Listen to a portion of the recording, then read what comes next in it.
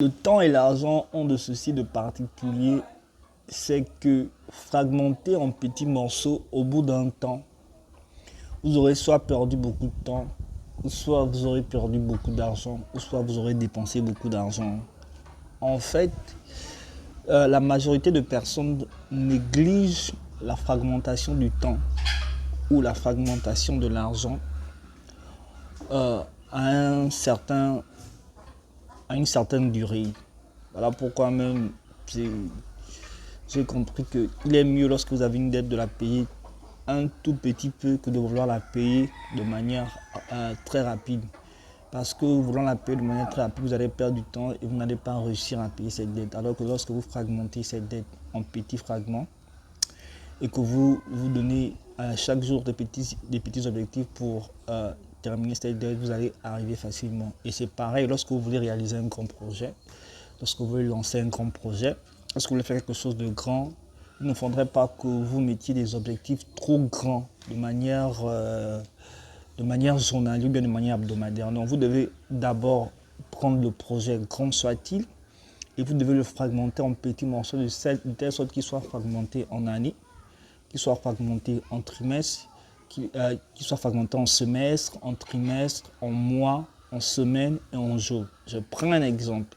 Si tu as besoin par exemple de 3 millions pour lancer une affaire, tu ne dois pas te dire que non, quel est le projet grand que je peux lancer maintenant qui va me produire 3 millions. Non. La première chose que tu vas te dire que bon, est-ce que je peux trouver 3 millions en un an? Tu vois, dans un an, tu comptabilises le nombre de mois. Tu comptabilises le nombre de mois. Tu te dis bon, dans un an, j'ai 12 mois. Alors, si dans un an, j'ai 12 mois, eh bien, on va aller de manière plus simple pour ne pas trop embrouiller certains. Dans un an, il y a 365 jours selon qu'on soit en année ordinaire ou que selon qu'on soit en année bissextile, il y a 366 jours. Donc, on va prendre juste 365 jours parce que les années bissextiles sont l'exception. Mais l'année ordinaire, c'est ce qui est fréquent dans une année de 12 mois. D'accord. Maintenant, si par exemple tu veux avoir 3 millions au bout d'une année, mais c'est simple. Tu prends 3 millions et tu divises ça par 365 jours qui est le nombre de jours qu'il y a dans une année, 365 jours. Ça fait en sorte que tu dois cotiser journalièrement 8219 francs. Donc, journalièrement, tu dois avoir une activité qui te produit 8219 francs. C'est un peu trop fort. C'est trop chaud parce qu'il y aura des jours où tu n'auras pas la même rentabilité, il y aura des jours où tu seras malade, il y aura des jours où le business ne va pas trop marcher. Donc, il faut faire de telle sorte que, donner cet argent ne soit pas assez pénible. Par exemple, ce ne soit pas assez pénible. Je prends un exemple. 3 000 journalièrement, ce n'est pas assez pénible. Si vous prenez 3 000 journalièrement, parce que vous prenez en compte les contingences externes, je vous ai dit qu'il faut toujours prendre en compte les contingences externes. Il y a des choses qui vont se passer qui vont au-delà de votre volonté, qui vont au-delà de vos compétences, qui vont au-delà de vos habilités. Voilà pourquoi quelque part, vous ne pouvez pas être entrepreneur, vous ne pouvez pas faire les affaires si vous n'êtes pas quelque part un peu spirituel. Parce qu'il n'y a rien qu'on peut réussir dans ce monde sans qu'il y ait au moins ce côté de spiritualité. Parce qu'il y a des choses que nous ne maîtrisons pas qui sont autour. Au-delà qu'on peut être scientifique, au-delà qu'on peut avoir la méthode, au-delà qu'on peut avoir des techniques, au-delà qu'on peut être expérimenté, il y a toujours un côté assez aléatoire qui ne dépend pas de nous, qui peut venir influer, qui peut venir interagir quand ce que nous sommes en train de faire. Voilà pourquoi il est important d'avoir ce côté spirituel. Tous les grands entrepreneurs vous le diront. Alors que si vous faites 3 000 francs jour et que vous multipliez 3 000 francs jour par 365, ça vous fait approximativement 1 095 000. Vous voyez? Donc là, vous avez la facilité. 1 095 000. Maintenant, tout dépend de votre détermination, de votre persévérance et de la manière dont vous allez prendre les choses. Voilà, c'est ça. Donc, je parle déjà en termes d'argent.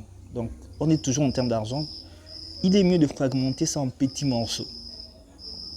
Il est mieux de fragmenter ça en petits morceaux. Et aussi, l'argent que vous dépensez régulièrement, journalièrement, si vous comptabilisez ça au bout de 1 mois, 2 mois, 3 mois, vous allez voir que vous dépensez énormément d'argent dans l'effectivité. C'est ce qu'on appelle expression va venir le reporting financier. Pour pouvoir gérer ses dépenses, c'est le reporting financier. On peut encore aller plus loin. Si vous dites qu'il faut cotiser, on revient dans le cas où il faudrait que vous ayez 3 millions l'année. Si vous dites qu'il faut cotiser 8 000 francs jour, ça veut dire que dans les 8 000 francs jour là, il faut que vous cotisez combien par heure. Il faudrait que par heure, vous ayez un bénéfice de 300 ou bien vous ayez une rentabilité de 300. 24 heures. Mais vous ne travaillez pas 24 heures, vous travaillez 8 heures par jour. On va dire même 10 heures. Donc ça veut dire qu'il faudrait que par heure, vous ayez une rentabilité de 800. En fait, c'est ça. Donc, je reviens. Je disais dans le départ que l'argent et le temps ont cette particularité de ce que lorsqu'ils sont fragmentant de tout petits bouts, au bout d'un certain temps, vous avez soit dépensé beaucoup d'argent, soit vous avez perdu beaucoup d'argent, soit vous avez perdu beaucoup de temps. Voilà pourquoi il est important de comprendre que c'est pas parce que les choses, c'est pas parce que le temps, vous avez l'impression peut-être de perdre 2 heures par jour que ce n'est rien. Non. Non, non, non. Là, je vais maintenant sur le point du temps. Pas parce que vous avez l'habitude de faire 2 heures de distraction par jour que ce n'est rien. Non. Il faudrait que vous puissiez penser à ça à long terme. Il faudrait que vous puissiez penser à ce temps de manière générale. En tant qu'entrepreneur, vous devez savoir que le temps que vous mettez dans une activité, dans quelque chose qui n'est pas productif, va déterminer l'atteinte de vos objectifs. Le temps que vous mettez dans des choses qui ne sont pas productives va déterminer soit la réussite de vos objectifs, soit l'échec de votre projet. Je répète, le temps que vous mettez dans ce qui n'est pas productif va déterminer soit la réussite de votre projet, soit l'échec de votre projet. Et dans le cas dans lequel nous sommes là maintenant, si vous passez trop de temps à être dans ce qui n'est pas productif ou bien qui ne sert pas à l'intérêt de votre projet, vous allez échouer. Donc, pour ceux qui ont vu mes statuts et ceux qui sont intéressés par ce que j'écris, j'ai dit que passer 10 heures de temps par jour sur le téléphone, c'est toxique. C'est un signe de votre pauvreté mentale, c'est un signe de votre pauvreté psychologique, c'est un signe de votre pauvreté spirituelle. Passer 10 heures de temps, nous avons vu que c'était approximativement 5 mois dans l'année que vous étiez en train d'hypothéquer. Donc ça veut dire que vous n'avez plus comme les autres 12 mois dans l'année, ça veut dire que vous avez eu 7 mois. Ça c'est seulement ce que vous perdez en téléphone.